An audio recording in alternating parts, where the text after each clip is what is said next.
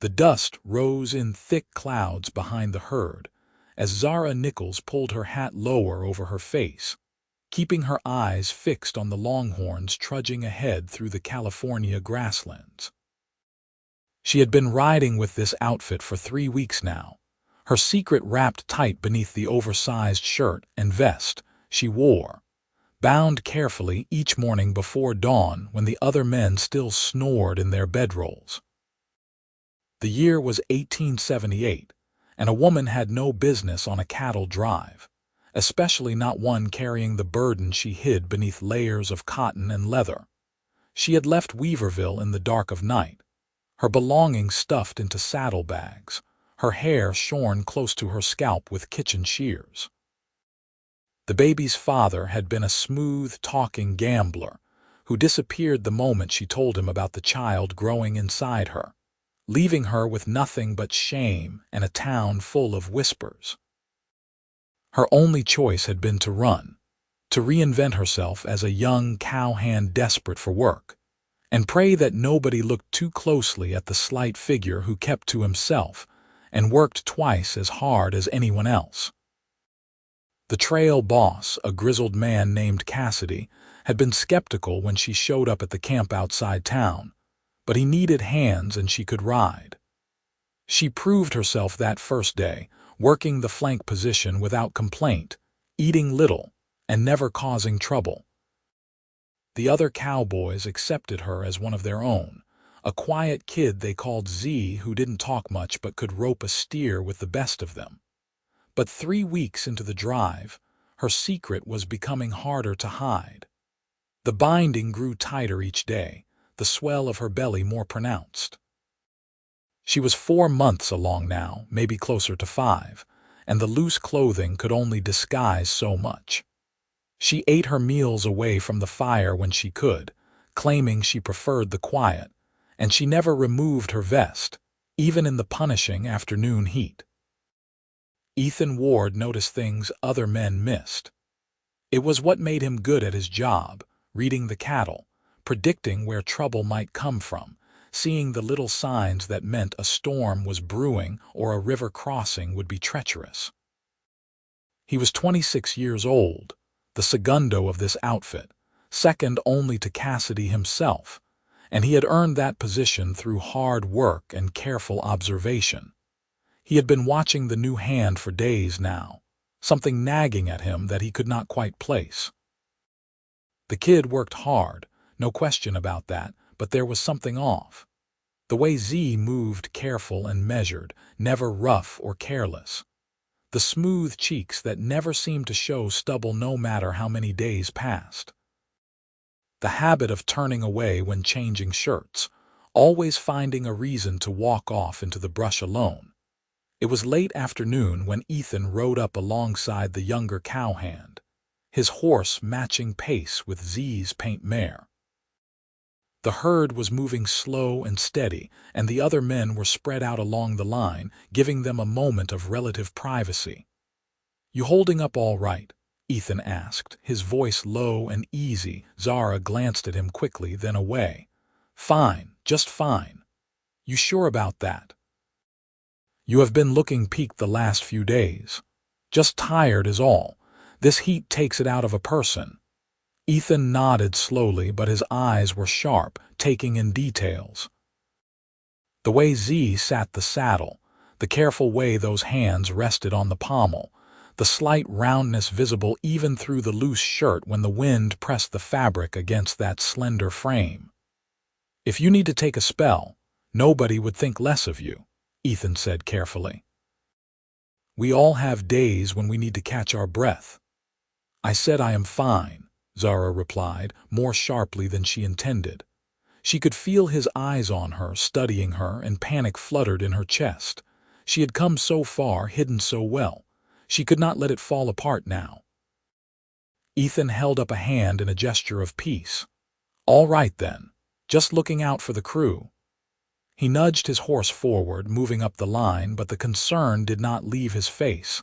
That night, the camp settled into its usual rhythm. The cook, a cantankerous old man named Pete, served up beans and salt pork, and the cowboys ate hungrily around the fire, trading stories and complaints. Zara took her plate and wandered off toward the remuda, sitting on a fallen log where she could eat in peace and watch the spare horses graze in the growing darkness. She was halfway through her meal when she heard footsteps behind her. She turned to find Ethan approaching, his own plate in hand. "Mind if I join you?" he asked. Everything in Zara wanted to say yes, she did mind, but that would only draw more attention. She shrugged instead, trying to appear casual. "Free country."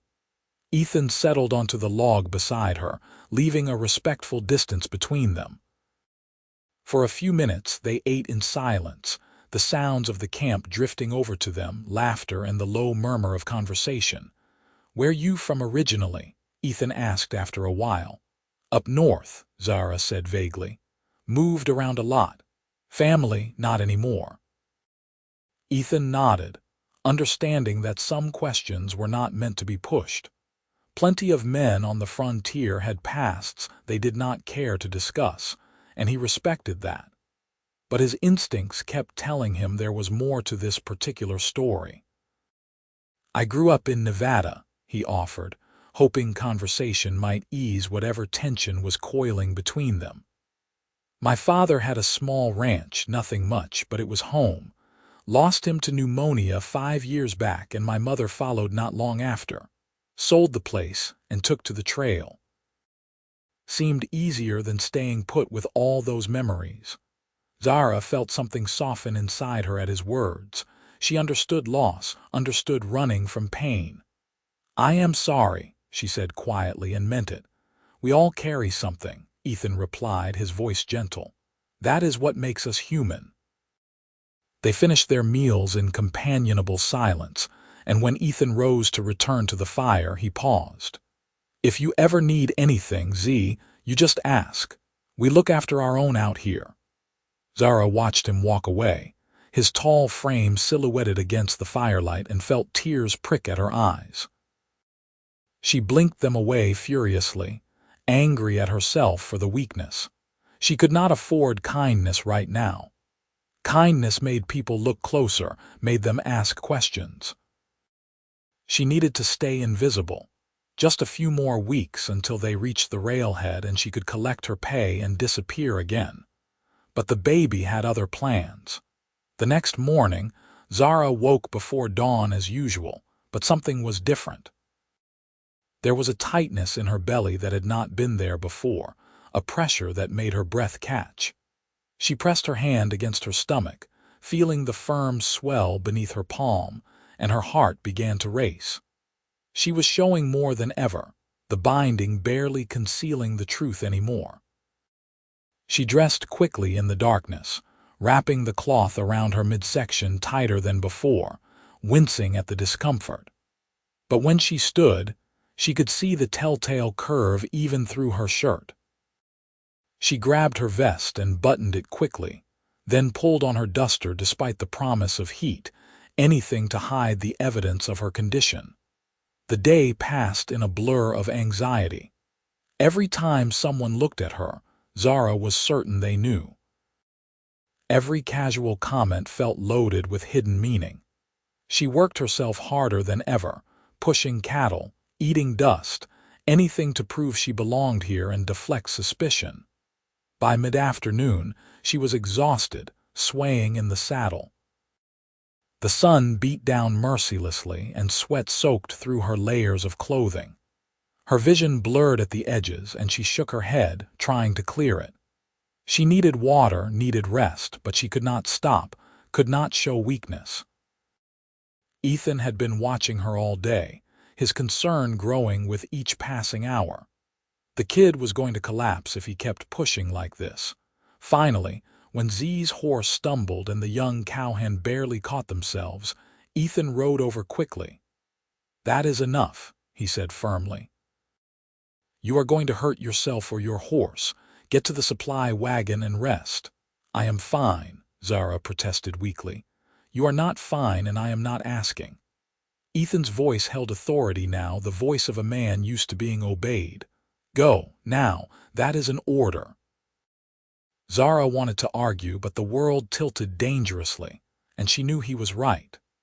She nodded mutely and turned her horse toward the wagon, riding slowly, concentrating on staying upright. She made it to the wagon and dismounted, her legs nearly giving way beneath her. Pete, the cook, took one look at her and thrust a canteen into her hands. "Drink," he commanded, "and sit down before you fall down." Zara drank deeply, the water cool and sweet in her parched throat. She sank onto the wagon seat, her head spinning. The baby kicked, a flutter of movement that reminded her why she was doing all of this. She placed her hand over the spot, a gesture of comfort and protection. She did not see Ethan approaching until he was standing beside the wagon, his face shadowed by his hat brim. "You need to be more careful," he said quietly. "Heat like this, a person can go down fast." "I know," Zara said, not meeting his eyes. "I will be more careful." Ethan was quiet for a moment, then he climbed up onto the wagon seat beside her. Pete had wandered off to check on the supplies, leaving them alone. "Z," Ethan said slowly, carefully, "I think we need to talk." Zara's heart stopped. "About what?" "About the fact that you are not who you are pretending to be." The words hung in the air between them, heavy with implication. Zara felt panic surge through her, hot and overwhelming. She started to stand to run, but Ethan's hand caught her arm gently. "Wait," he said. "Please, just wait." Zara froze, her breath coming fast and shallow. "I do not know what you are talking about." "Yes, you do." Ethan's voice was kind, not accusing. "And I think you need help, whether you want to admit it or not." Tears burned in Zara's eyes, and she blinked them back furiously. "You are wrong." "Am I?" Ethan reached up slowly, telegraphing his movement, and gently removed her hat. Her shorn hair was growing out now, soft and feminine around her face. "I do not know your story, but I know you are running from something, and I know you are in trouble. If you know, then why have you not said anything?" Zara demanded, her voice breaking. "Because I figure you have your reasons, and because I would like to help if you will let me." Zara stared at him, searching his face for signs of mockery or cruelty, but found only honest concern. Something inside her broke, the wall she had built around herself crumbling. "You cannot help me," she whispered. "Nobody can. Try me." And so, sitting in the shadow of the supply wagon while the herd moved slowly past, Zara told him everything. The words spilled out of her like water from a broken dam.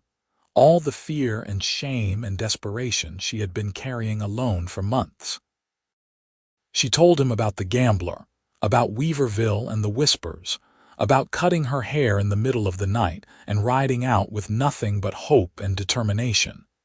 Ethan listened without interrupting, his face grave. When she finally fell silent, exhausted by the confession, he was quiet for a long moment.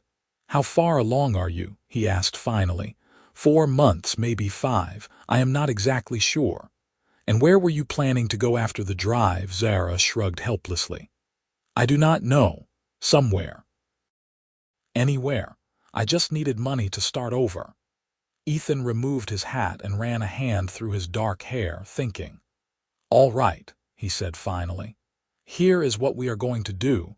You are going to stay with the drive, but you are going to take it easy. No more pushing yourself to exhaustion. I will make excuses, say you are recovering from heat sickness or something. Nobody needs to know the truth except me." "And when we get to the railhead?" Zara asked. "We will figure that out when we get there, one thing at a time." "Why?" Zara asked, her voice small. "Why are you helping me?" Ethan met her eyes, and something passed between them, a connection she could not name. "Because it is the right thing to do," he said simply. "And because I think you have been alone long enough." The next 3 weeks were the strangest of Zara's life. With Ethan's protection and careful management, she was able to ease back on the most strenuous work. The other cowboys accepted the story that she had been sick, and while a few grumbled about her lighter duties, Nobody questioned it too closely. Ethan had that kind of authority, the kind that came from earned respect rather than demanded obedience. But more than that, something was growing between them. It started small, with Ethan checking on her throughout the day, making sure she had enough water and was not overdoing it. Then came the evening conversations, the two of them sitting apart from the others, talking about everything and nothing. Zara learned that Ethan loved reading but rarely had access to books on the trail. He learned that she had grown up helping her father in his general store, that she could calculate sums in her head faster than most men could with pencil and paper. They talked about dreams too. Ethan's dream of having his own ranch someday, a place he could build from the ground up.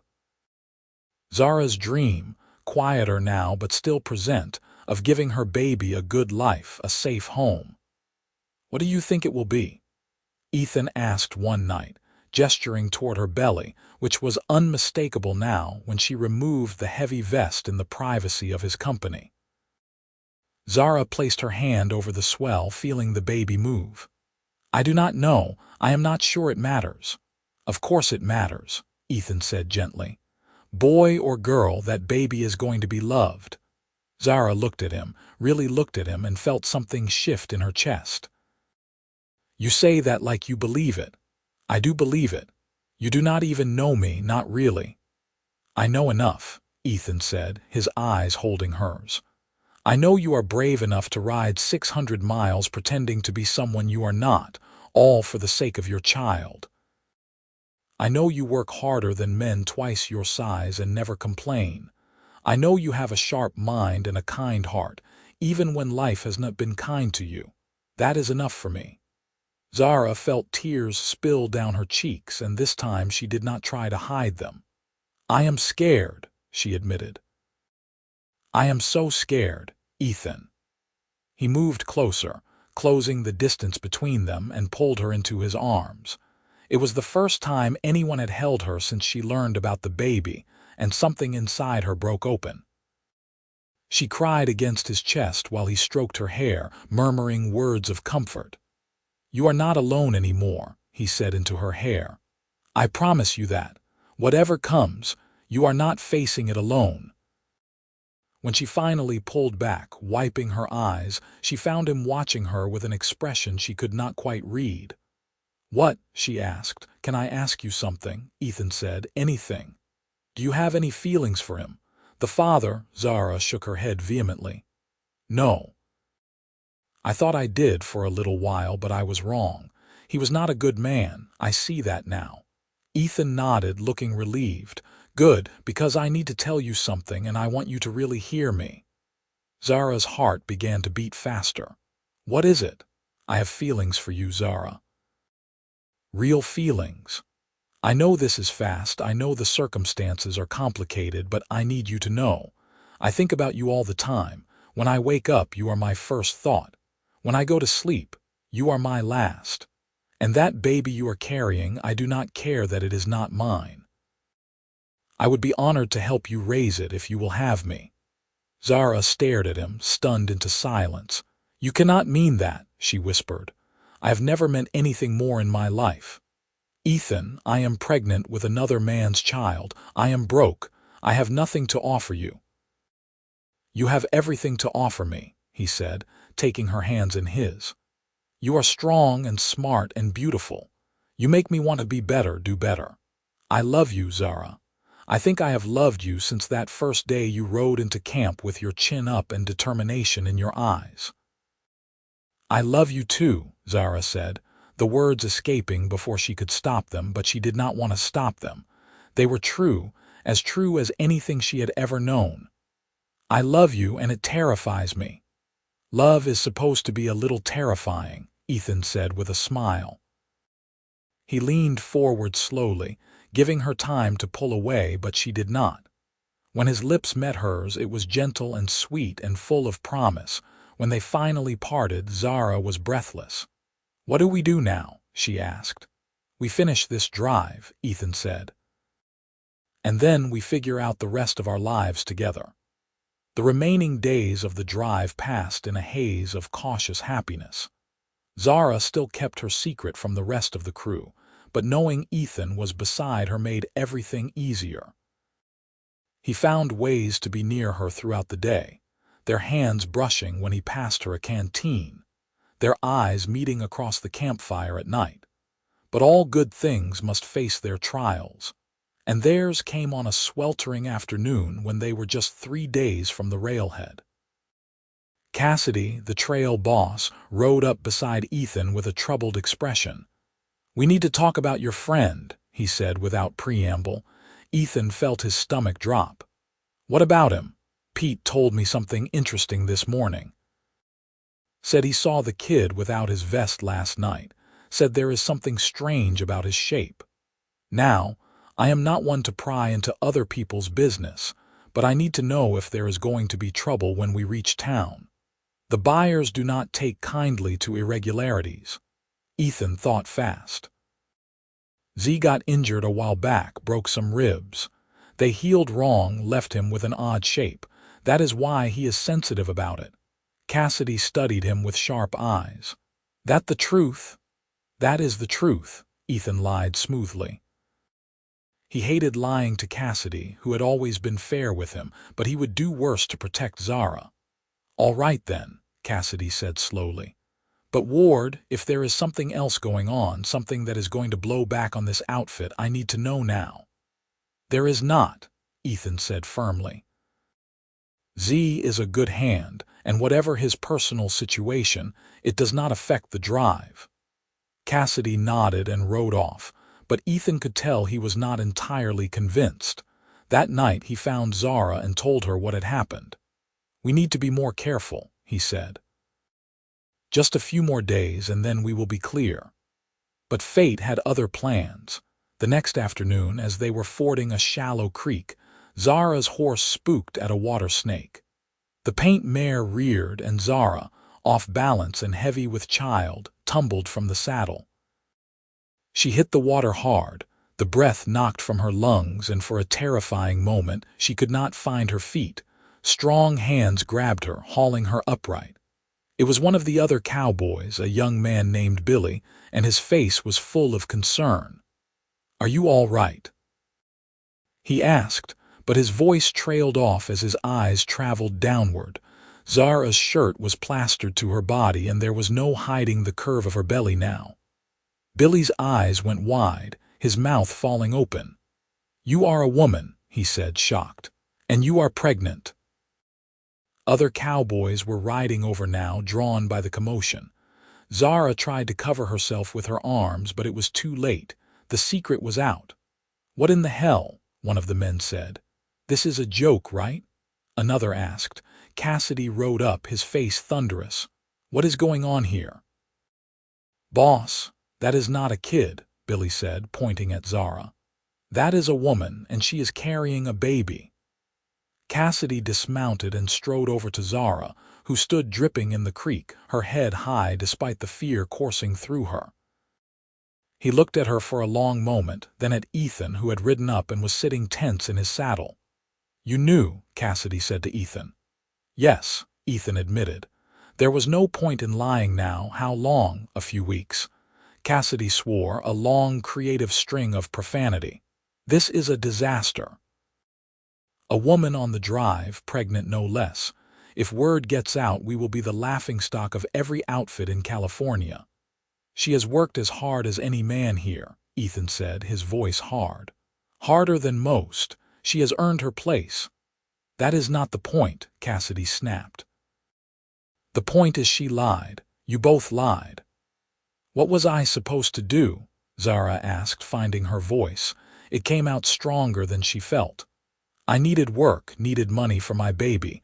No outfit would have hired me if they knew the truth."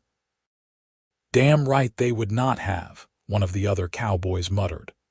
"That is enough," Ethan said, his voice cutting through the murmurs. He dismounted and walked to Zara's side, placing himself between her and the men. "Her name is Zara Nichols, and she is under my protection. Anyone who has a problem with that can take it up with me." There was a long, tense silence. Several of the cowboys looked angry, others confused, a few sympathetic. Billy, who had pulled her from the water, spoke up hesitantly. "She did pull her weight," he said. "I will give her that. Never complained, always did what was asked." "That does not change the fact that she deceived us," another man said. "Maybe," Billy replied, "but I cannot say I would have done different if I was in her shoes." Cassidy held up a hand, silencing the debate. He looked at Zara, his expression unreadable. "You have put me in a difficult position, Miss Nichols. I should send you packing right now." "Then do it," Zara said quietly. "But pay me for the work I have done. I have earned that much." Cassidy's mouth twitched, almost a smile.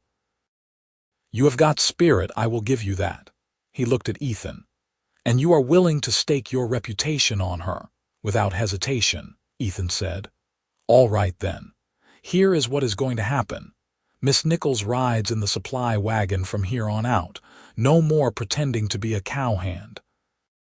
When we reach the railhead, she gets paid for her work, same as everyone else. After that, what you two do is your own business. But Ward, if this causes trouble with the buyers, it is on your head." "Understood," Ethan said. "Good, now let us get this herd moving. We have wasted enough time." Cassidy remounted and rode off, shouting orders. The other cowboys dispersed slowly, some shooting curious looks at Zara, others avoiding her gaze entirely. When they were alone, Ethan turned to her. "Are you hurt? Did you get injured in the fall?" "I am fine," Zara said, but her voice shook. "The baby is fine. Come on," Ethan said gently. "Let us get you dried off and into the wagon." The last 2 days of the drive were awkward. Some of the cowboys treated Zara with cold silence, others with cautious friendliness. Pete, the cook, turned out to be her unexpected ally, defending her gruffly whenever anyone muttered complaints in his hearing. "The girl did the work, did she not?" he would say. "So what if she has a baby on the way? Maybe if more women had her grit, this world would be a better place." Zara rode in the wagon, watching the landscape roll by, one hand resting protectively on her belly. The baby was active now, kicking and turning, as if aware of the drama swirling around its existence. She felt exposed and vulnerable without her disguise, but also strangely free. No more binding, no more pretending. She could be herself, for better or worse. Ethan rode beside the wagon whenever his duties allowed, and they talked about the future in hushed tones. "I have been thinking," he said on the last afternoon before they reached the railhead. "I have some money saved, enough for a down payment on land. There is good territory in Oregon, I have heard, land going for reasonable prices. We could start fresh there, the three of us." "Oregon is a long way from California," Zara said. "Exactly. Far enough that nobody would know your story unless you wanted to tell them. We could say the baby is mine. Nobody would question it." Zara was quiet for a moment, watching the clouds drift across the sky. "You would do that? Claim another man's child as your own?" "It would not be a lie, not in any way that matters. I would raise that baby as mine, love it as mine. If you will marry me, Zara, then it will be mine in every way that counts." Zara turned to look at him, this man who had somehow become everything to her in the space of a few short weeks. "Are you asking me to marry you, Ethan Ward?" "I am," he said, his eyes serious. "I know it is fast, I know circumstances are not ideal, but I love you and I want to build a life with you if you will have me." "Yes," Zara said, tears streaming down her face. "Yes, I will marry you." They reached the railhead town of Sacramento 3 days later, dusty and tired and triumphant. The herd was counted and sold, the buyers paying fair price despite the long drive. Cassidy distributed the wages, and when he came to Zara, he counted out her full share without comment. "You did good work," he said gruffly. "Unconventional as it was." "Thank you," Zara said, taking the money with hands that shook slightly. That evening, Ethan and Zara stood before a justice of the peace in a small office above the general store. Pete and Billy stood as witnesses, and when the justice pronounced them man and wife, Zara felt something settle inside her, a peace she had not known in months. Ethan kissed her gently, mindful of their audience, and when they pulled apart, he was smiling. "Mrs. Ward," he said, testing the name. "Mrs. Ward," Zara repeated, and found she liked the sound of it. They spent their wedding night in a real bed in a boarding house, the first time Zara had slept anywhere but the hard ground in months. Ethan held her carefully, his hand resting on her belly, feeling their baby move beneath his palm. "Hello there, little one," he murmured. "I am your father now, and I am going to take such good care of you and your mother. That is a promise." Zara turned in his arms, kissing him properly for the first time without fear of discovery, without rushing, without hiding. "I love you," she whispered against his lips. "I love you too," he replied. "Both of you." They left Sacramento 2 weeks later after Zara had rested and they had purchased supplies for the journey north. Ethan had sent letters ahead, inquiring about land in Oregon, and received promising responses. They traveled slowly, mindful of Zara's condition, stopping frequently to rest. The landscape changed around them as they rode north, the dry California hills giving way to lusher territory. They passed through small towns and vast stretches of wilderness, always moving toward their future. One evening, camped beside a clear stream, Ethan looked at Zara across the fire and said, "Tell me something about yourself I do not know yet." Zara thought for a moment. "I used to love to sing," she said. "When I was a girl, I sang all the time. My mother said I came out of the womb humming." "Sing for me now," Ethan said. "I have not sung in months. I do not know if I remember how." "Try." So Zara sang, her voice soft at first, then growing stronger. It was an old folk song her mother had taught her about love and loss and hope. Ethan listened, transfixed, and when she finished, he was quiet for a long moment. "That was beautiful," he said finally. "I hope our baby inherits your voice." "And your kindness," Zara said, "and your strength. Our baby is going to be lucky to have you as a mother. Our baby is going to be lucky to have you as a father." They reached the Oregon Territory in late autumn, the air crisp with the promise of winter. Ethan found the land he had been corresponding about, 100 acres of fertile soil with a creek running through it and timber for building. The price was steep, but fair, and he paid it without hesitation. They spent the first month living in a tent while Ethan worked from dawn to dusk building a cabin. Zara helped where she could, though he insisted she take frequent rests.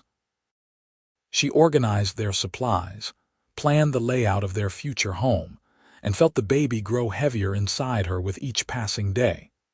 The cabin was small but sturdy, one room with a loft for sleeping, and a stone fireplace Ethan built with his own hands. They moved in just as the first snow began to fall, and that night, lying in their new bed with the fire crackling and the baby doing acrobatics in her belly, Zara felt truly happy for the first time in longer than she could remember. "We did it," she whispered to Ethan. "We actually built a home." "We did," he agreed. "And this is just the beginning." Winter came hard that year, the snow piling high around their cabin. Ethan spent his days cutting firewood and caring for the few animals they had managed to purchase, 2 horses and a milk cow. Zara stayed warm inside, sewing baby clothes from scraps of fabric and preparing for the birth that grew closer every day. They were snowed in when her labor began, a week before the new year. The pains started in the middle of the night, waking her from a sound sleep. She lay still for a moment, trying to gauge whether this was false labor or the real thing, but when the next contraction came, hard and insistent, she knew. "Ethan," she said, shaking his shoulder. "Ethan, wake up. It is time." He was awake instantly, his eyes wide in the darkness. Time. You mean the baby? Yes, for a moment, Ethan looked terrified, then his face set with determination. All right. What do you need me to do? They had prepared as best they could, reading through the single medical book they had managed to acquire, gathering supplies. But now that the moment was here, all the preparation seemed inadequate. Still, there was no choice but to go forward. The labor was long and hard. Zara had heard stories from other women about childbirth, but nothing could have truly prepared her for the reality. The pain was overwhelming, coming in waves that left her gasping and shaking. But Ethan was there through all of it, holding her hand, wiping her forehead with cool cloths, murmuring encouragement. "You are so strong," he told her as dawn broke outside their windows. "You are the strongest person I have ever known. You can do this." "I cannot," Zara sobbed, exhausted beyond measure. "You can," Ethan insisted. "You have survived everything else life has thrown at you. You can survive this too." As the winter sun climbed higher in the sky, Zara pushed with everything she had left. And finally, blessedly, she heard a cry, thin and outraged and absolutely perfect. "It is a boy," Ethan said, his voice thick with emotion. He wrapped the baby in clean cloths, his hands gentle and sure, then placed the tiny bundle in Zara's arms. "You have a son." Zara looked down at the red-faced, squalling infant and felt her heart expand in ways she had not known were possible. He was perfect, absolutely perfect, with dark hair and tiny fists and eyes that squinted up at her with newborn confusion. "Hello, little one," she whispered. "I am your mother, and this is your father, and we love you so much." Ethan leaned over them both, his hand resting on the baby's head. "He needs a name." Zara looked up at her husband, this man who had given her everything when she had nothing. "What do you think?" "I think we should call him Samuel," Ethan said. "It means asked of God, and I think he was. Maybe not in the way we expected, but he brought us together." "That seems like divine intervention to me." "Samuel Ward," Zara said, testing it. "Yes, that is perfect." The first months of Samuel's life were a blur of sleepless nights and endless feedings, but they were also filled with joy. Ethan proved to be a devoted father, walking the floor with the baby when he was fussy, changing soiled cloths without complaint, singing off key lullabies that somehow always put Samuel to sleep. As winter gave way to spring, Ethan began the work of establishing their ranch in earnest. He built a barn and fences, broke ground for crops, and purchased a few head of cattle to start their herd. Zara tended their home and their son, and began planting a garden in the rich soil near the cabin. One evening in late spring, as they sat on the porch watching the sunset while Samuel dozed in Zara's arms, Ethan said, "I have been thinking about expanding. We could use more land, build up the herd, maybe hire some help once we can afford it." "That sounds wonderful," Zara said. "But Ethan."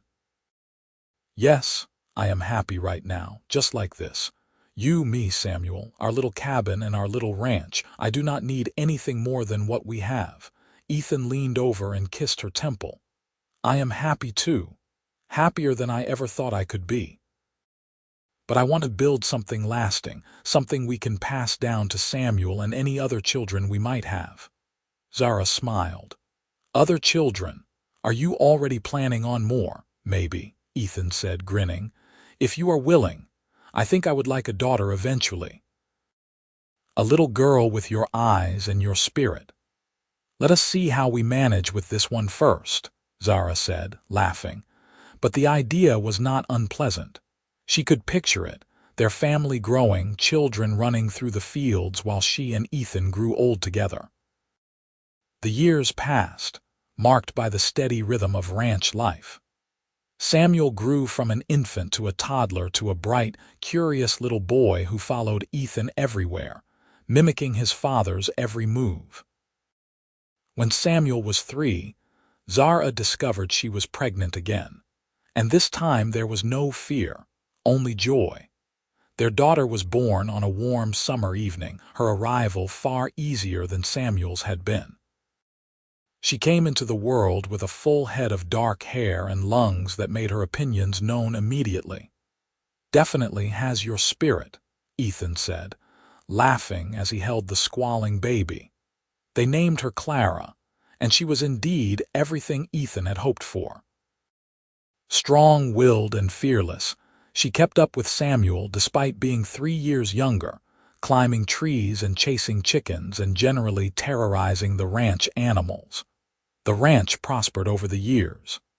Ethan's hard work and Zara's careful management of their resources paid off. They expanded their land holdings, built a larger house to accommodate their growing family, and became respected members of their community. Nobody asked about their past, and they did not volunteer information.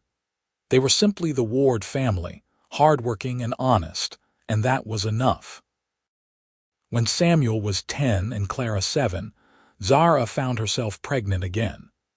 This pregnancy was harder than the previous two, and she spent much of it resting under doctor's orders.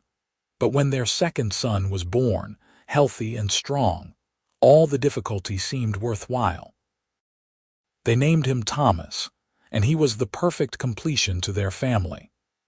Quieter than his siblings but thoughtful and kind, he followed Clara around like a devoted puppy, and she, despite her rough exterior, was fiercely protective of her baby brother.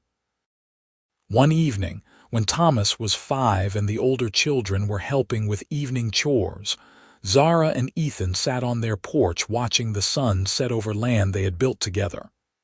"Do you ever think about that cattle drive?" Zara asked. "About how we met?"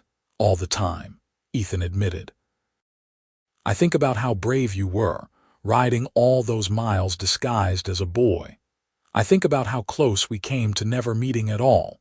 If Cassidy had not needed hands, if I had not been paying attention, if any number of things had been different." "I used to be afraid of fate," Zara said. "I thought it was something that happened to you, something you could not control. But now, I think maybe fate is just opportunity meeting preparation. I was prepared to do whatever it took to survive, to give my baby a chance. And you were the opportunity I needed." "We were the opportunity we both needed," Ethan corrected. "I was drifting before I met you, going through the motions but not really living. You gave me purpose, a reason to build something lasting." "We built it together," Zara said, taking his hand. They sat in comfortable silence, listening to their children's laughter floating from the barn, the lowing of cattle settling in for the night, all the sounds of the life they had created.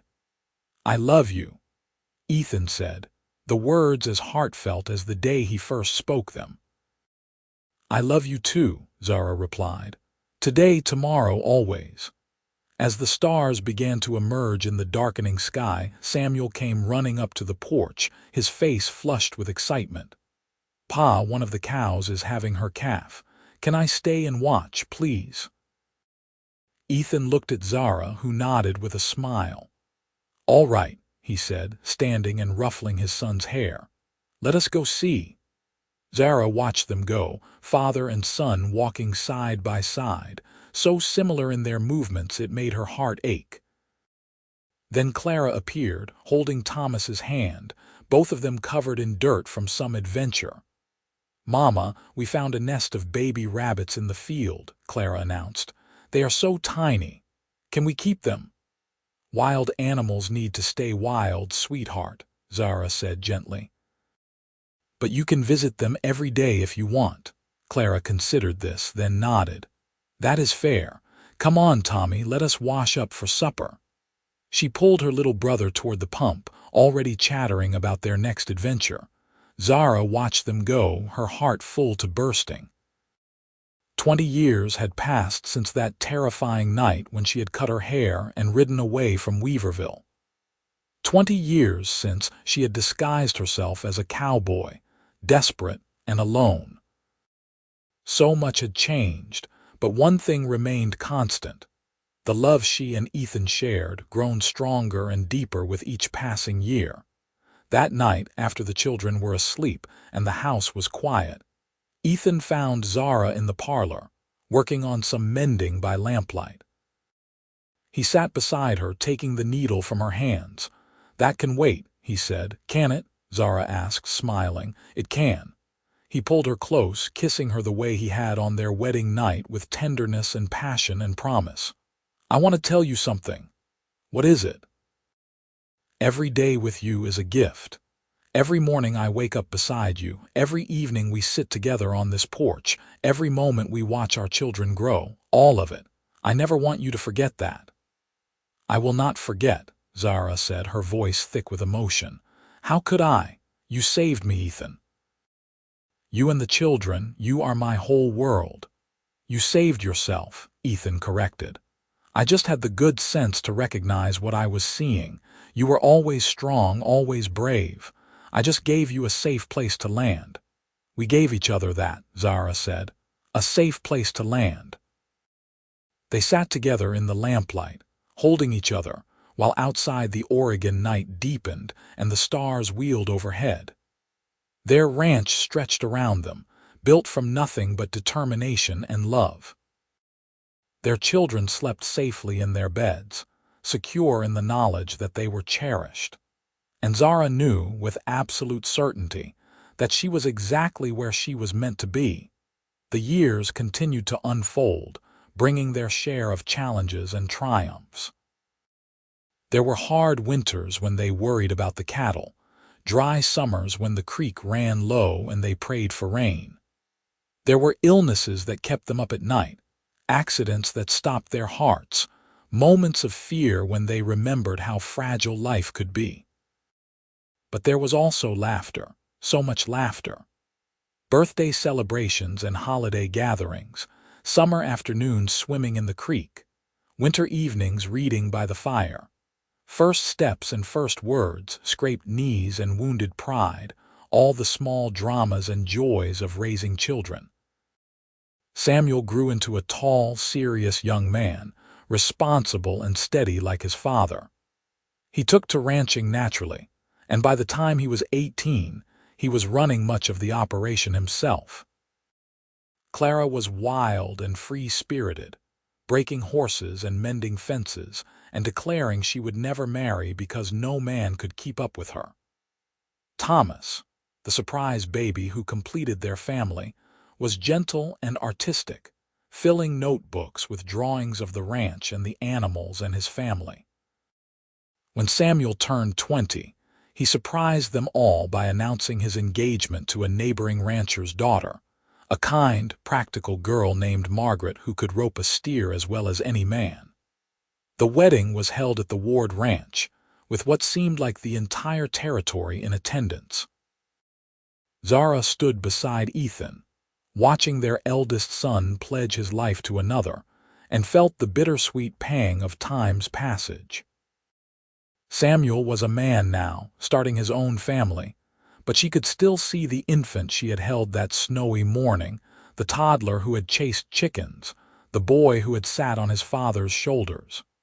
"They grow up so fast," she whispered to Ethan. "They do," he agreed, his arm tight around her waist. "But we raised them right. Samuel will be a good husband." "Because he learned from the best," Zara said, leaning into him. A year later, Samuel and Margaret welcomed their first child, a daughter they named Zara. When they placed the baby in Zara's arms, telling her the name, she wept openly. "We wanted to honor you," Margaret said softly. "Samuel has told me your story, how brave you were. We hope our daughter will grow up to be as strong as her grandmother." Zara looked down at the tiny face, so new and perfect, and felt the wheel of life turning. From that terrified young woman hiding among cowboys to this, a grandmother holding her namesake. The journey had been long and hard, but every step had been worth it. Clara eventually did marry, though not until she was 25 and on her own terms. She chose a gentle veterinarian who treated her like an equal and never tried to tame her wild spirit.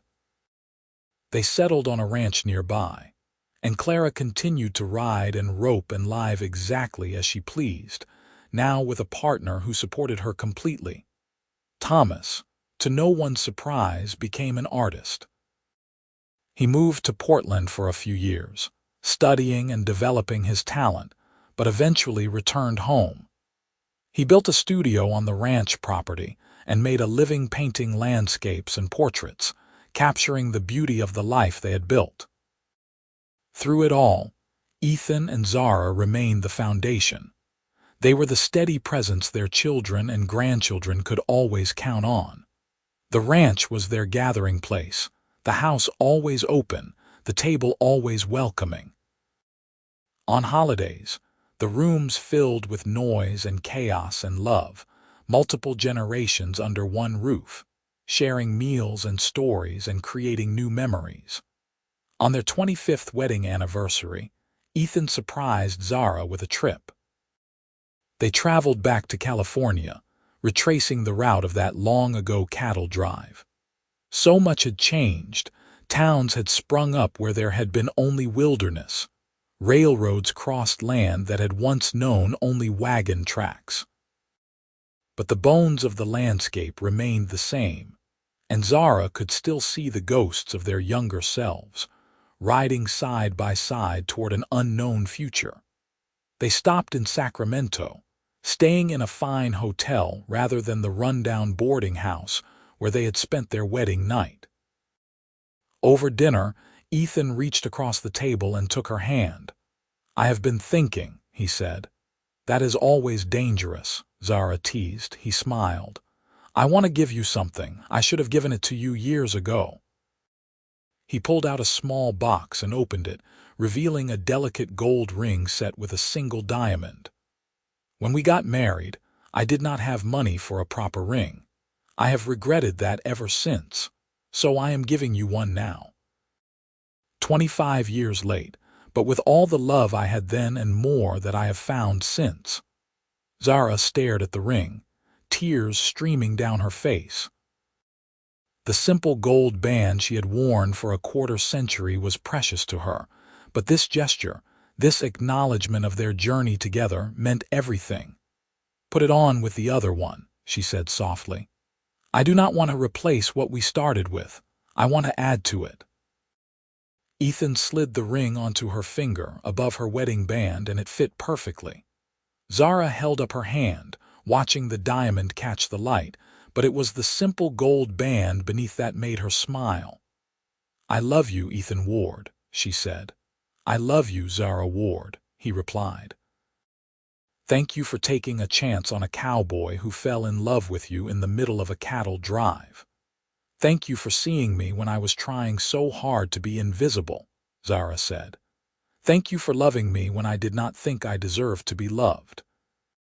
They stayed up late that night, talking about everything and nothing, remembering their younger selves and marveling at how far they had come.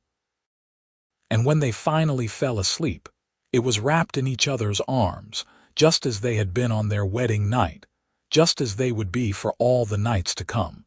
More years passed, and they grew older together. Ethan's dark hair turned silver. Zara's face gained lines that spoke of laughter and hard work and life fully lived. Their children had children, and those children began to have children of their own. The ranch that had started as 100 acres and a small cabin became a thriving operation, home to multiple generations of Wards. On Ethan's 70th birthday, the family gathered for a massive celebration. There were 30 people in attendance, all connected by blood or marriage to the couple who had started it all. After dinner, Samuel stood and raised his glass. "To my father," he said, his voice carrying over the crowd, "and to my mother." Most of you know their story, how they met and fell in love on a cattle drive, how they came to Oregon with nothing but determination and built this ranch with their own hands. But what you might not know is what they taught us. They taught us that family is not just about blood. They taught us that love is a choice you make every day, They taught us that with hard work and faith in each other, you can build something that lasts." He paused, emotion thick in his voice. "Pa, you took on another man's child as your own, never making me feel different or less than. You showed me what it means to be a father, not by biology but by action. And Ma, you showed me what courage looks like. You rode hundreds of miles disguised as a man to protect me before I was even born. You built a life from nothing. You are the strongest person I know." He raised his glass higher. "To Ethan and Zara Ward, the foundation of this family, may we always live up to the example you set." "To Ethan and Zara," the family chorused, glasses raised. Zara was crying openly, and when she looked at Ethan, she saw tears on his cheeks too.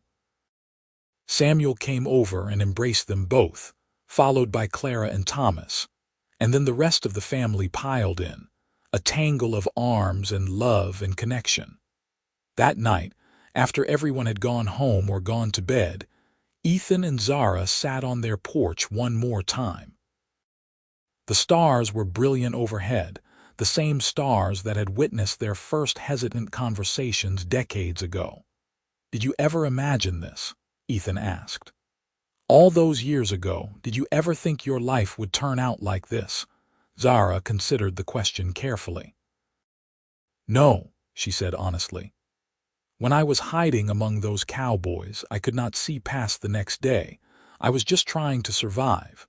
I never imagined I would find love or build a home or have a family that spans generations. I certainly never imagined I would be sitting here at 70 years old, looking back on a life full of joy. What do you think your younger self would say if she could see you now?" "I think she would be amazed," Zara said, "and I think she would be grateful to you for making it all possible." "It was not just me," Ethan said.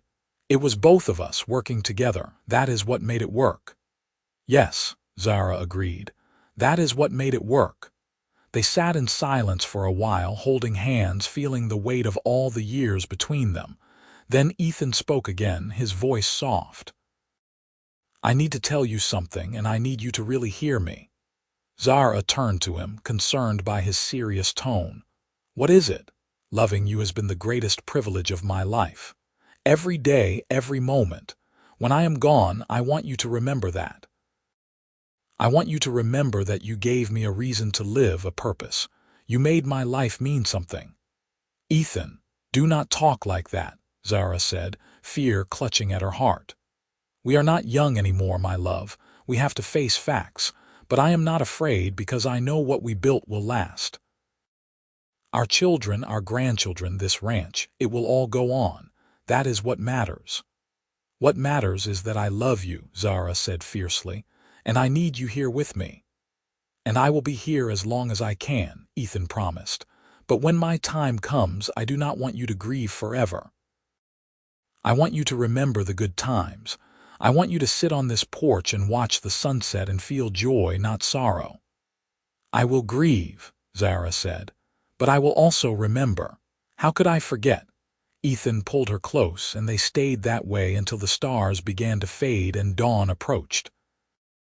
They had been given something precious, something many people never find.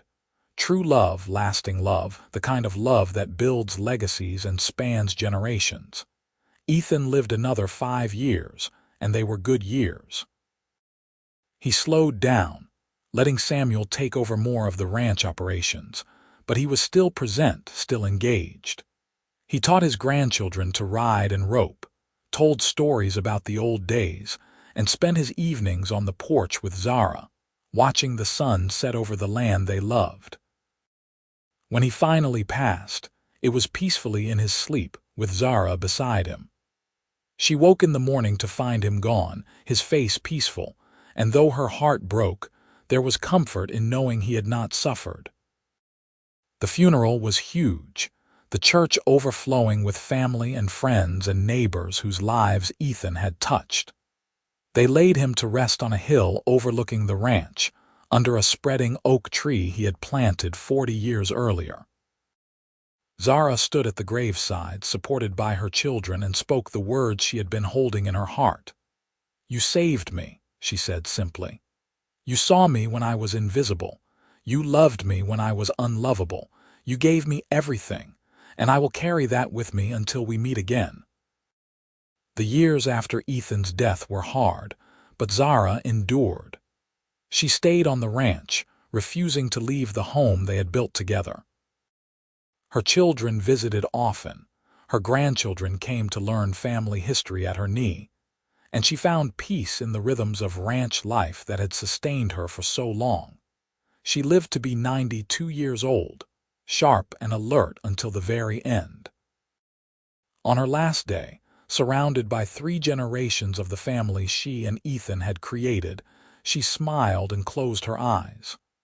"I am coming," she whispered, and those who were close enough to hear knew she was speaking to Ethan. They buried her beside him on that hill, under the oak tree.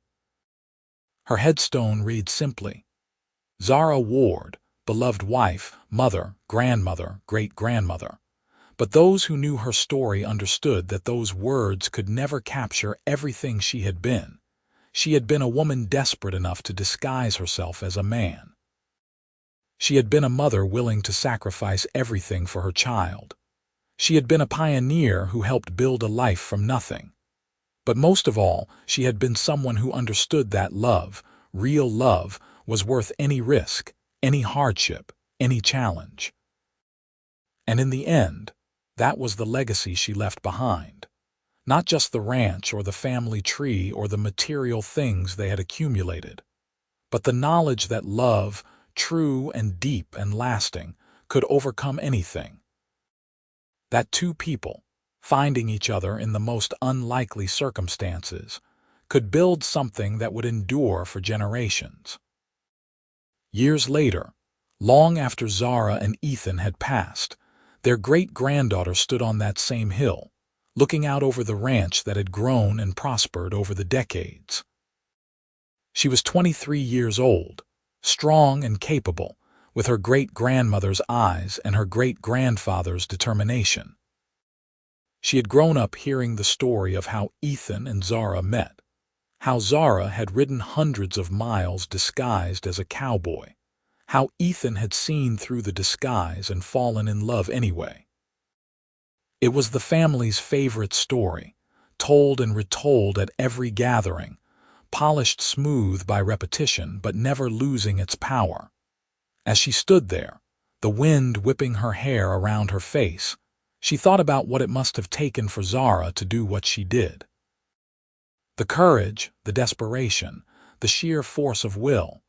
And she thought about Ethan's choice to help her, to love her, to build a life with her when it would have been so much easier to turn away. "Thank you," she said softly to the graves beneath the oak tree. "Thank you for showing us what love looks like. Thank you for building something that lasts."